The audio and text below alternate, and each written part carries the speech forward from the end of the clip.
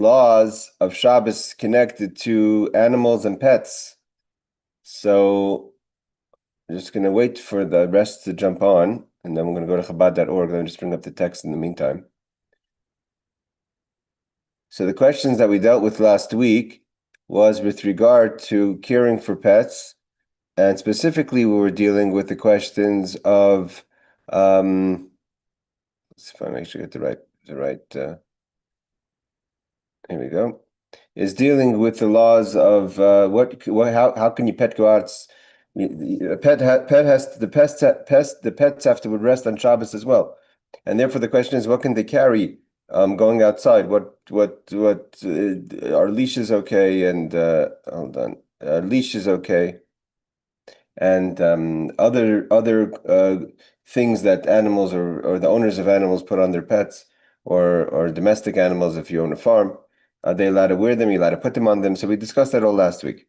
We're going to continue going, and then I'm going to go to a bit of Chabad, and we're going to go over some of the basics of hey Rebecca, of what's allowed on Shabbos. But let's start with that, because we're holding law number 9, but let's go into what Chabad.org put together, that the questions we had last week of what could be used, what could be worn on Shabbos. Let's see if it could come up here easy.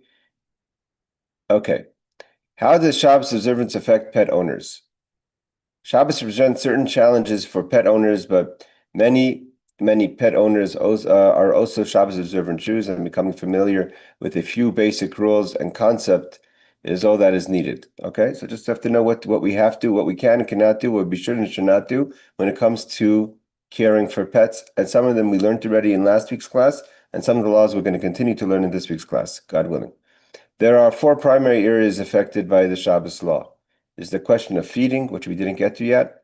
Trapping. Trapping would be not just hunting, but trapping also could include, like we're going to learn, if you have a wild animal, that the only way the animal would stay home is by you grabbing and putting it into its enclosure or into your house, or closing the door on it. Otherwise, it would run free. That's also a form of trapment. Walking your pet, the questions of walking your pet and touching and petting your pet. Okay. Feeding pets on Shabbos is permitted, of course, because the animals have to eat. In fact, we are required by Torah to feed dependent animals every day, before we eat ourselves. So, meaning dependent animals means your pets. We're going to learn versus stray animals. This is derived from the verse, "I will give you grass in your fields for your animal, and you shall eat and be satisfied." So first Hashem says you have to have food for your animals, and then he says that you will be satisfied. So from here we see that food for the animals is mentioned before food for oneself. So that's number 1. Feeding is permitted on Shabbos, but the question is going to be, in what way can you feed your animals on Shabbos? And what foods? And for instance, can you take your let's say you have goats or animals that eat vegetation, can you let them go in your backyard and eat? When they're eating, they're pulling the grass off, if that's allowed, etc. Trapping defined as any act which restricts the freedom of an animal is forbidden on Shabbos. So meaning the freedom of the animals means if you have the dog comes in or the cat comes in and you close the door, it's not limiting the animal, it's protecting the animal in a way, because the animal could either get hurt or it could just run out again. So here we're talking about, obviously you don't have to leave your doors open on Shabbos. We're talking about in a way that's restricting your animal. We'll see. This prohibition is not relevant to many pets, because the prohibition against trapping only applies to animals which occasionally escape and are difficult to catch. So that's where it's a problem, and not to domesticated animals which do not normally run away, since these are considered to be trapped already. Meaning, what do you mean trapped already? That's their home. They come home. The animals come home. So it's not called that you're trapping. You're changing a scenario when you close the door of your house. That you're changing a scenario for the pet due to their nature and or training. Now,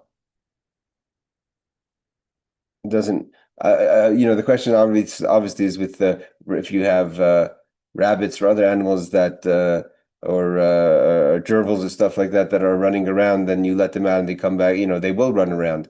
By putting them in their pen is something else. If your pet is prone to running away, the following rules apply. Number 1, it's forbidden to put a leash on a pet in a public area or in any place where it would take more than one lunge to catch it. Leash the pet before you leave the house. So you're not allowed to put the leash on outside, because by putting it outside, then at that moment you're trapping it. So you have to put it before you leave the house, because in the house it's already trapped. So you're not adding protection. But if you were to walk out with your dog and your dog is a dog that would run away, so you must put on the leash before you leave the house. It means even if you're not in a public domain, if you're in your backyard or anything, and it could get out of the backyard, there's no gate or something. One may not close a window through which the pet can feasibly escape, or door while the pet is in the home. This problem can be circumvented by securing your pet every time you open and close the door, or by bodily blocking the doorway when you open the door, so that there's never enough space for the pet to fit through. So there was never an opening for it to escape from that now you're closing. Okay, so that's the trapping. So again, this is a question of pets. If you have pets that don't do that, it's not a problem. Walking a pet on Shabbos is not problematic per se, as long as you avoid carrying the animal or any accessories in the public domain, like we learned about carrying anything. While the pet may be collared and leashed, which is for its protection, it must be clear that you're walking an animal, not carrying a leash. Okay? So therefore, like I said, I don't know for certain. Let's see if he says. The pet must therefore remain close to you at all times, like we learned last week. You can't have it hanging. And the length of the leash should remain taut, never sagging within a hand breadth of the ground, and no more than a handbreadth of extra leash should dangle from your hand. So we learned that also last week about the horse. You're not allowed to have extra more than a tefach hang outside of what you're holding on the leash. Now, we did understand that I was supposed to check it. I forgot to check that one. Was those electric or not electric, like wound up leashes that you're holding like a big plastic piece? That's what's probably forbidden on Shabbos, because you're literally carrying the plastic. Shulchan Aruch Harav Orach Chaim 305:19. Incidentally, though accessories such as leashes are not a problem, one may not take an animal to public domain if the animal is bearing a load. So again, this is a side note. It can't carry, because then it's carrying on Shabbos. But here we're talking about just the leash itself. The leash is for its protection. Okay, so the leash itself is not a problem as long as the leash is pretty tight, and you're not holding more than an extra of the leash of a tefach, which is it's about 3 inches. You don't have an excess of 3 inches. If you have during the week, let's say a long leash where you're carrying a lot extra space, you should maybe get a Shabbos leash. You should get a Shabbos leash that's more it's shorter, that allows for you to hold it. Because if you're going to hold it at the end and it's hanging on the ground, that's also a problem. So it has to be a shorter leash if the animal stays closer to you. Any object which offers no immediate practical use is called muktzah, okay? And may not be handled on Shabbos. According to conventional Jewish law, animals too fall into this category. While household pets may be an exception, as will be explained shortly, let us first discuss conventional halacha with regard to handling animals, meaning to say, it's forbidden to pet, hold, stroke an animal on Shabbos. It's considered muktzah. The animal itself is considered, just like you're not allowed to touch electronics, you're not allowed to touch, pet, hold, stroke animals on Shabbos. An exception to no handling rule is if the animal is in pain or discomfort. In such an instance, it is permitted to touch in order to ease the pain. For example, one is allowed to apply oil or ointment to a wound or help the animal which is having difficulty walking. The exception only applies to the rules of muktzah. This exception only applies to the rules of muktzah. The laws of muktzah are rabbinic origin and were waived by the rabbis in instances of animals' pain or discomfort. However, in the case when the animal's life may be in danger, it is permitted to ask a non-Jew to do any activity which is ordinarily forbidden on Shabbos. Anything that you could do to help the animal. Let's see if he gives us any footnotes. That is allowed. Certainly, while a Jew may not deliver an animal's body on Shabbos, a non-Jew may do so on the Jewish behalf. It means if you have a pregnant animal, so you're not allowed to be there to help the animal deliver the calf or what have you, but you could have a non-Jew do it. So to be there to make sure that it's done in a way that the animal and the newborn is safe. Okay, but to help the animal in any kind of discomfort is allowed. All the above, as we said, is the conventional law pertaining to the handling of animals on Shabbos. It has been argued by certain prominent halachic authorities, including Rabbi Moshe Feinstein, which was one of the main rabbanim post-war, that household pets are not included in the category of muksa. So Rabbi Moshe paskins. So the conventional wisdom is to, for instance, to go outside and stroke and hug and pet your horse. That's for sure not allowed in Shabbos. But a household pet, and I don't. Today, there's all kinds of household pets. But let's say the conventional household, the pet of the cats and the dogs, etc. So that Rabbi Moshe paskin is not considered muksa at all, because they have an immediate practical use, namely providing people with pleasure and companionship, because it's a relationship between the pet and its owner. There are others who disagree, maintaining that the rabbinic prohibition against handling animals on Shabbos was imposed across the board, meaning it's no exception for pets. As there are different opinions in this matter, speak to your rabbi, who will advise you on regarding your particular situation. Meaning to say that there's you have definitely who to rely on, or Moshe Feinstein, who says clearly that pets don't fall under the laws of muksa, and therefore it's permitted for a person. He doesn't name who the other rabbis are. Who it's for to pet and cuddle your pet on Shabbos. There are others who disagree, and in Chabad.org they suggest to go to your local rabbi for more information. All right, animal litter is also muksa, but you may clean it up if it's in your home and disturbing you. It's like other things that we learned about cleaning up mess on Shabbos. Note, all these rules apply to major Jewish holidays too, with the exception of the rules regarding carrying in a public domain, which you could carry on Shabbos, which are on Yom Tov, which are not applicable on Jewish holidays. Okay, so this gives us basically the rundown of what we have to do when it comes to dealing with our pets on Shabbos. The question about carrying, for instance, wearing, putting what people put on today, dogs wear coats or sweaters, or even people put on mittens. Again, Rebecca, I'm going to get to you 1 second. It seems like if it's just a way of dressing up your animal, absolutely not.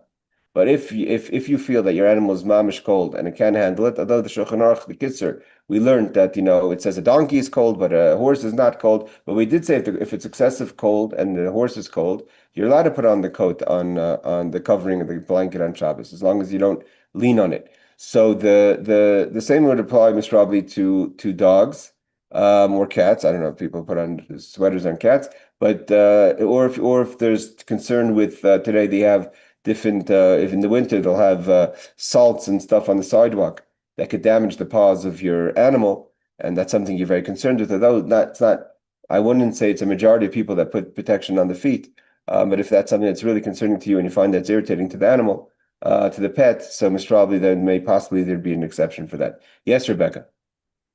I think I missed it if you explained, but why is the animal muksa? Why can't you touch your cat or dog on Shabbos? No, okay. Let's start from the beginning. There's anything that's not for practical use on Shabbos is muksa. Shabbos only allowed to handle things that are needed for Shabbos. Anything that's not, the word muksa means it's like set aside, and included in that were animals. Animals are just like anything else that you can't touch on Shabbos, which would be forbidden because of the laws of muksa. There's muksmachs, isser muksmachs. There's different levels of muksa, right? If it's something that like a candle is muksa because of the avera of it, but there's other things that are muksa that are not needed on Shabbos. You can't even simply when it comes to Yom Tov and Shabbos, you would have to prepare. If in those days when they had the toilet papers, they didn't have toilet papers, they used rocks and all those things. Those things had to be prepared before Shabbos. Otherwise, if it wasn't prepared before Shabbos, even animals that you could slaughter on Yom Tov had to be prepared before. You had to like make a mental note or some sort of note that you're going to use it on Shabbos. Otherwise, How could you it's shecht an animal on Shabbos? on Yom Tov. I mean, the laws of Muksa also apply to Yom Tov. So I'm saying is that the animal falls under anything else that would be Muksa. Well, So what you if like some people consider it like almost like sort of like a member of the family, like it so not that's what we said. That Moshe Feinstein says that pets, home pets, not talking about cows in your backyard or yeah, chickens in your backyard, but home pets, like I would assume would fall under home pets would be cats, dogs, maybe if you have the a rabbits, rabbit, or maybe the smaller germs, wherever they are, the little guinea pig? guinea pigs or stuff like that. Maybe possibly those are the things that are falling under. But he says there's others who disagree. But definitely, the Moshe Feinstein is one of the main halacha authorities post World War II in America and in the world. Rules that absolutely doesn't fall under the laws of muksa because of of what you mentioned of the relationship between the pet and its owner. Yeah, like my brother's dog would would probably be crying and really upset Okay, if no okay. one touched him the whole So Shabbos. that sounds that's what Ramosha is. So I mean, again, he mentions not everyone agrees with Ramosha, but Ramosha Hmm. definitely says it's absolutely not even a shaila. Okay, thank you. Barbara. I was just going to say the same thing would be my little puppy boy. He comes up and he just starts pawing at my leg, wanting me to pick him up. And there's no way I wouldn't be able to pick him up. So But I just wanted to clarify about entrapment because, like, uh, on Shabbat, my puppy girl, she might chew stuff, and so I have like a what do I want to call it? It's not really a it's just an area that I made took like a baby gate and stuff and made it up. And she's confined, but she's not trapped. It's inside the house. So that at night she's not, able to get into stuff. okay, That's he not doesn't. trapping. I'm surprised they don't mention it because I've seen that in many houses, especially in like in like places like Yerushalayim, maybe New York, where there's not a lot of outside spaces. So they have the house spends more time inside the house. A dog spends more time inside the house than let's say in the backyard if there's no backyards. Kennel. That's the what I'm thinking of. That's Kennel. it. So they have I've seen that before. I think if you remember, we learned before in Chabad.org's this guide of caring for animals for pets. It said you could put a leash on in the house. So even though the leash itself is an entrapment, which you could not put on the leash if the animal runs that or is if you're concerned the animal would run away, unleashed. So if you leashed it outside the house, then you would be entrapping it. But in the house, it's already entrapped, right? So Right. you're just adding. It's not like because it can't go out of the house. So the question is, you're just confining it from, let's say, 2,000 square feet to 10 square, to 20 square feet. You know what I mean? So Okay. it's already similar to the that you're allowed to put a leash on to a animal that would run around, or would run loose, so to say, outside. And it says you cannot leash them outside. You're allowed to leash them inside. I'd assume the same thing would apply to putting them in a Like what a do you little call it? kennel, a In the kennel kennel. area. Yeah. Yeah. Okay. But if the door is already open, then to put them in there would be different. Okay. Okay, let's see inside. Now the question is, there's a lot of Rebecca, you had another question? Oh, okay. So it says like this: what about milking cows? If you have a farm or or a cow at home and a goat at home, are you allowed to milk them on Shabbos? In Yerushalayim, sorry, in Eretz Yisrael, you go for Shabbos up in the Golden Heights. There are plenty of Shomer Shabbos Moshavim that have large dairy farms. So it says like this: Mutter loimer lein Yehudi lachlev habehemis b'Shabbos. You're allowed to tell on Shabbos a non-Jew to milk your animals on Shabbos. Mishum tzar balacham, because it's painful and gorging of the animal, and therefore for the sake of the uncomfort of the animal, is ki hachalav mitzara. When the milk builds up, it's painful for the animal. The milk itself is mukta. Right?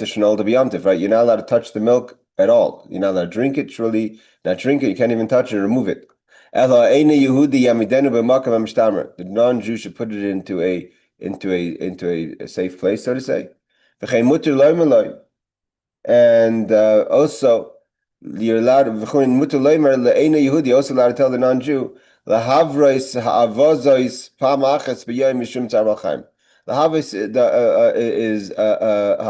itself is a whole concept, complicated idea, which the avos is geese.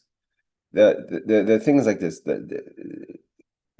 force feeding geese, which they do is to fatten the geese for the liver fat and all that, is sar balchaim according to most opinions in the week. But that's its own discussion. If you're allowed to force feed the geese, which is what they used to do, gestopte geese they call it, right? The fatted geese. It's definitely something that I personally find disturbing. But the halacha discusses this: if you're allowed to do it even during the week because of sar balchaim. But if you do it for whatever reason, then you have to do it on Shabbos. Why? Because it's turned to the situation where the goose no longer knows how to eat anymore. Can't eat on its own. It's been so dependent on the force feed that if you wouldn't feed it like you do during the week, it would starve. So because of that, you're allowed to ask the Gentile to force feed the goose on Shabbos. Okay. Okay, let's go into the laws of cows, of milking the cows. Milking is considered deraisa. It's biblical to milk on Shabbos.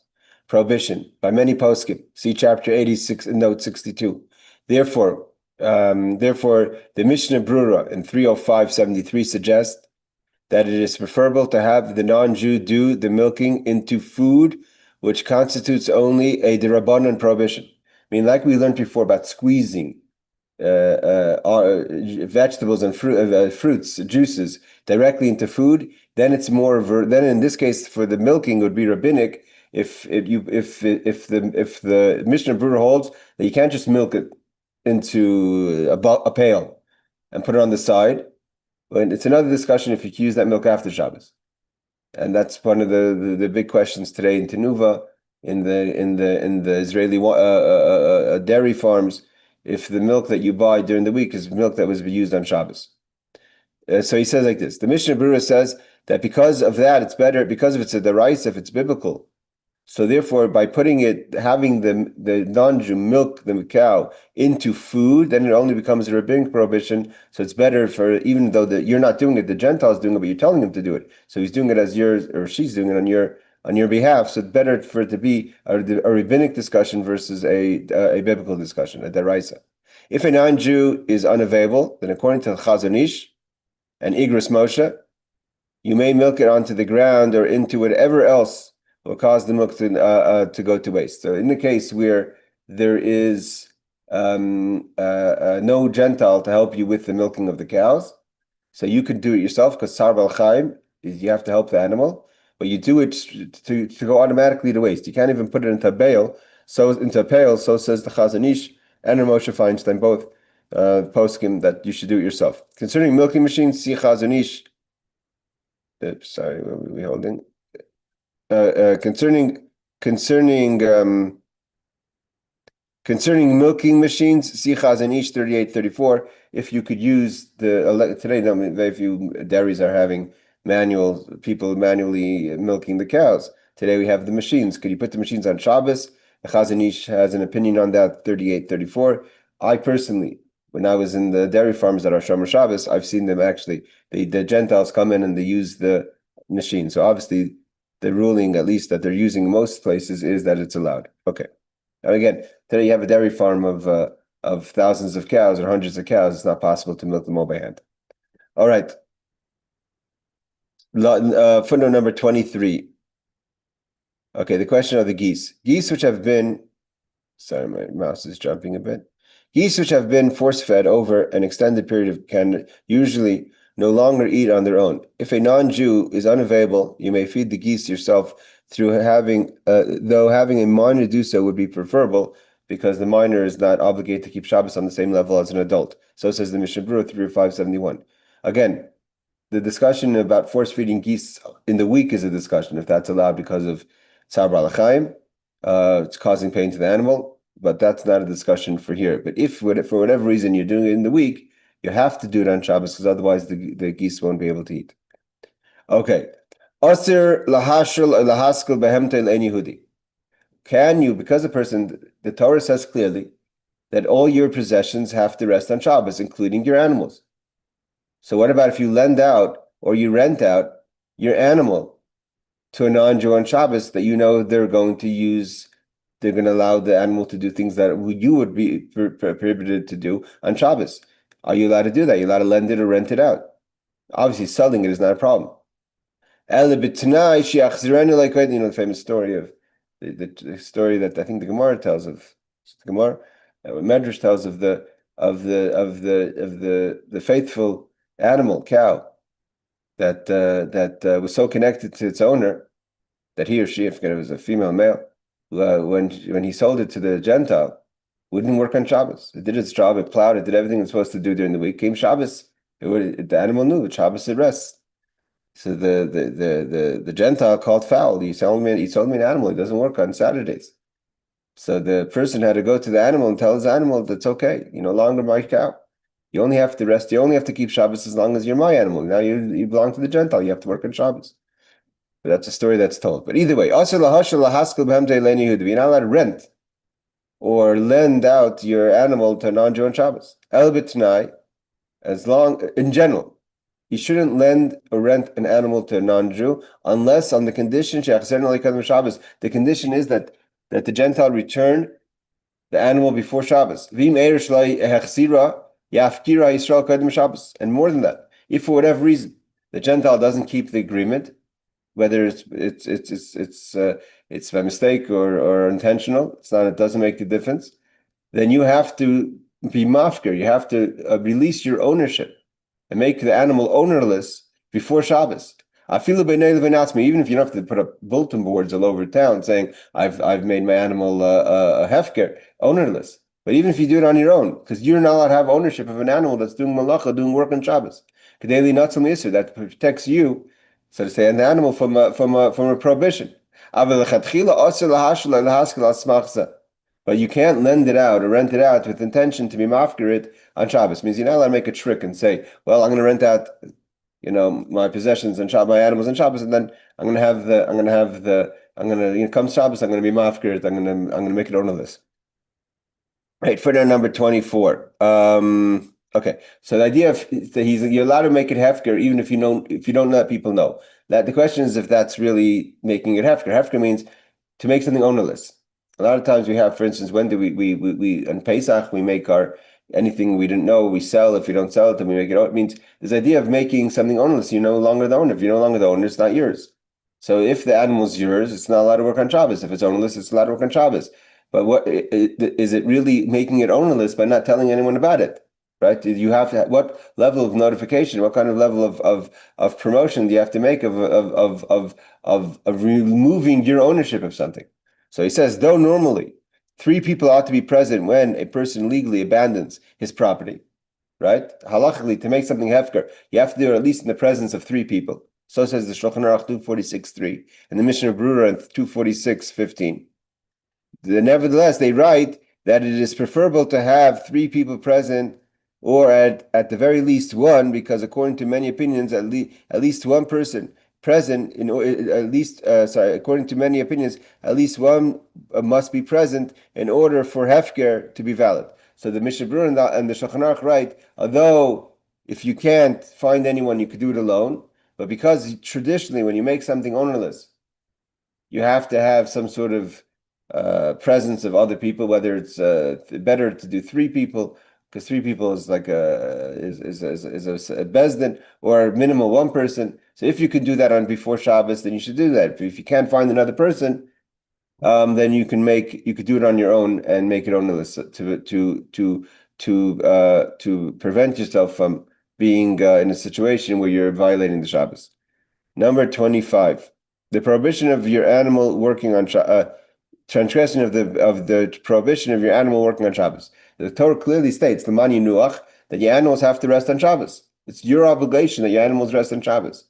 So if it's your obligation, you have to make it no longer your animal. So then there's no longer an obligation for that animal to rest on Shabbos. But again, the Shulchan Aruch says that's not an al-chatchila. It's not a plan that you could initiate saying, okay, I want to rent out my cow. No one's going to rent it only for 6 days and return it before Shabbos. The person wants to rent it for the season.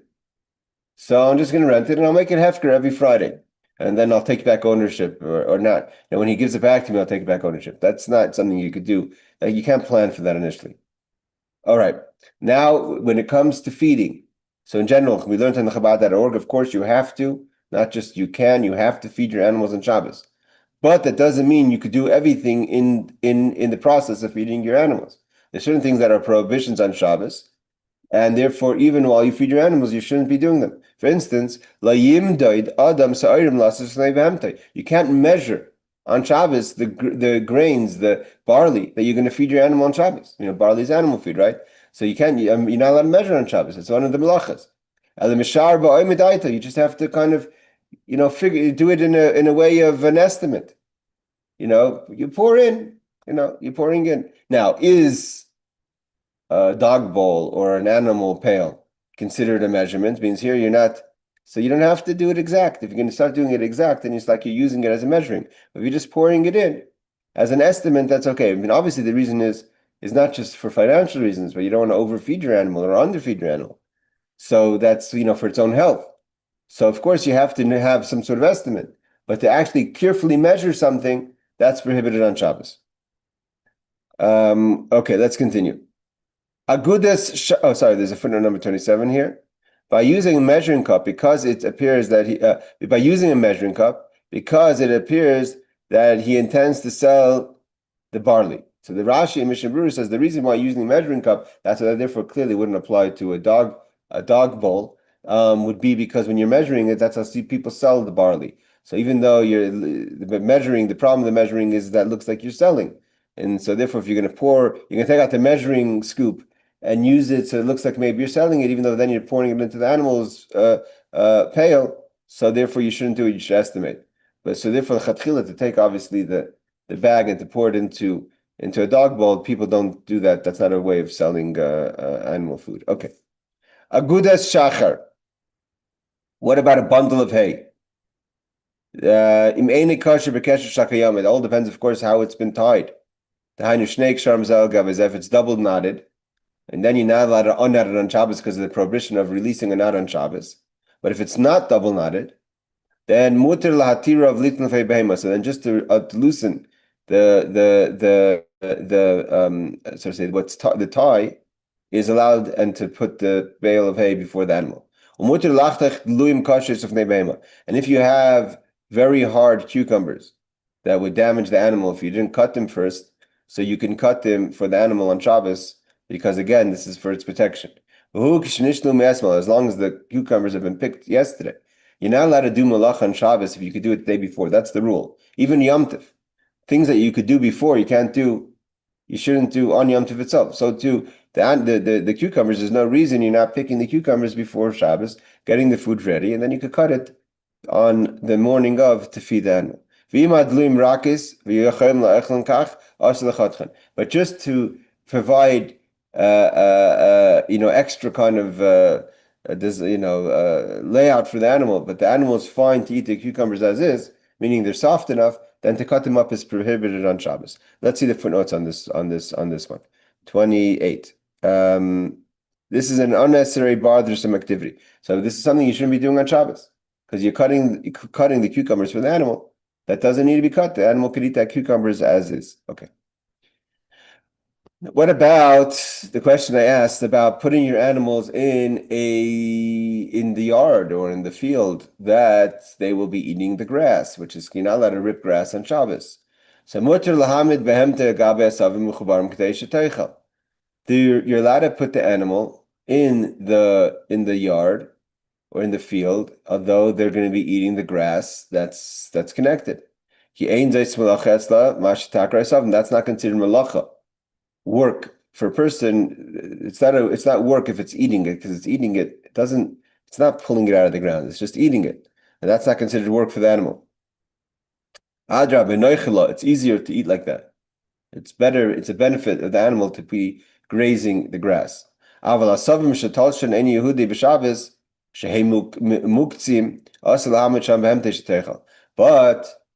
obviously, in a situation where you have what to eat, you have other options, but you have other options for the animal. And the Gentile caregiver, let's say, picked grass, pulled the grass, and piled it up.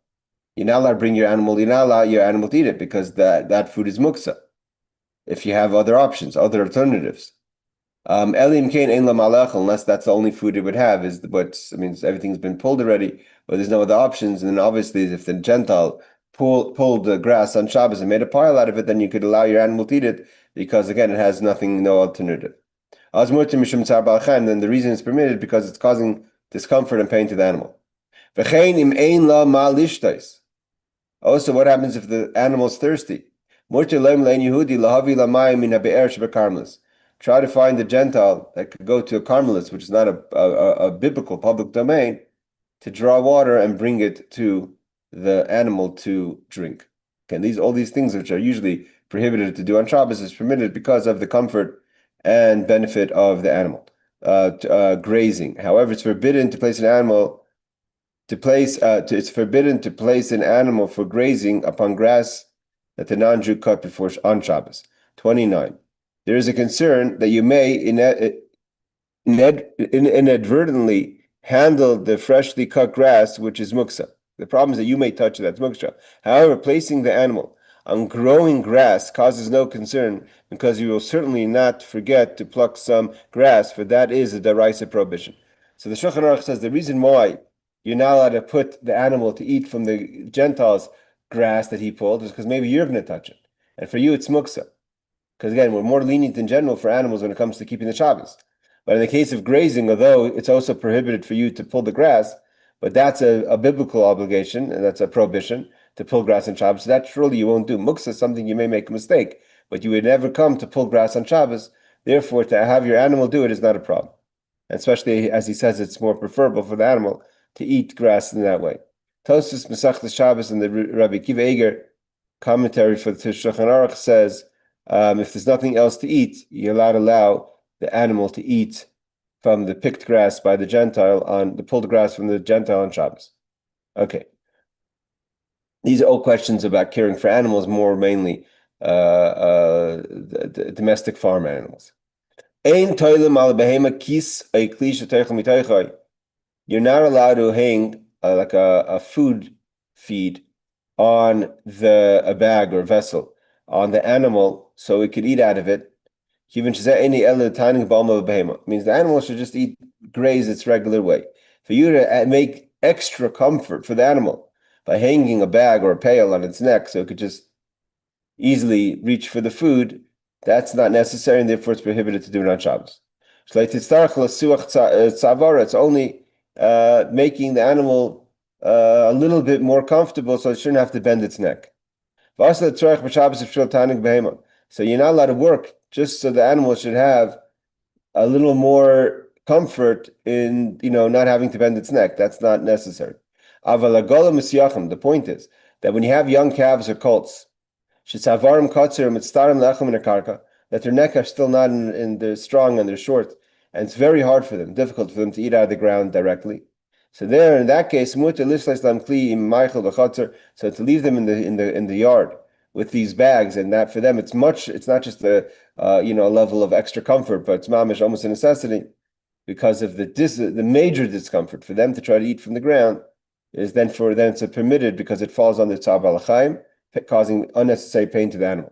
That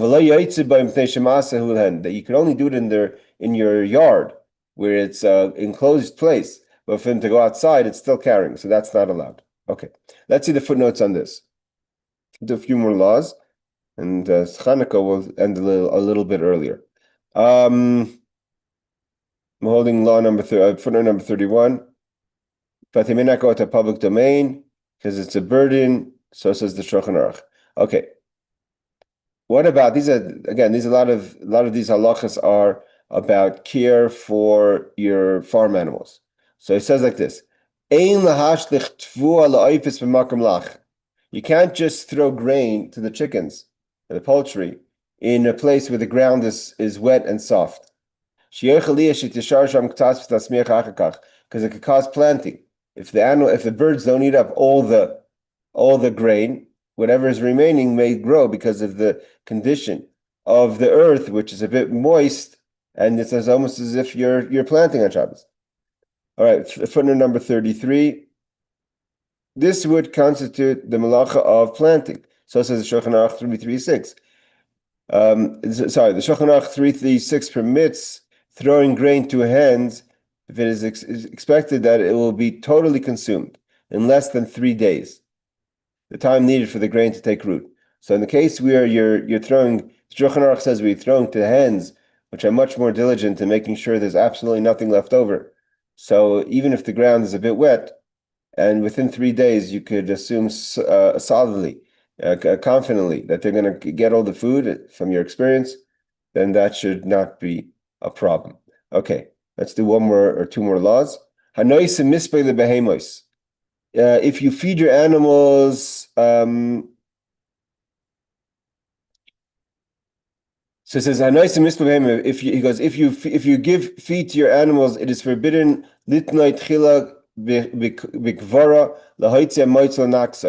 says if you give feed to your animal, it's forbidden to first put it into a sieve to remove the chaff. It means you're kind of giving grains that you want to take the chaff off the grains itself. You're not allowed to put it through the sieve. If that's not your intention, which is to do the prohibition of boirer, separating the good from the bad. So you're just using it as a cup. That's the way you always pick up the grains. So then you're allowed to put it to pick it up with the sieve and put it into the feeding receptacle, because that's just the way of moving the grain from point A to point B. But if your intention is to sieve it, then it's a prohibition on Shabbos. 34 and 35.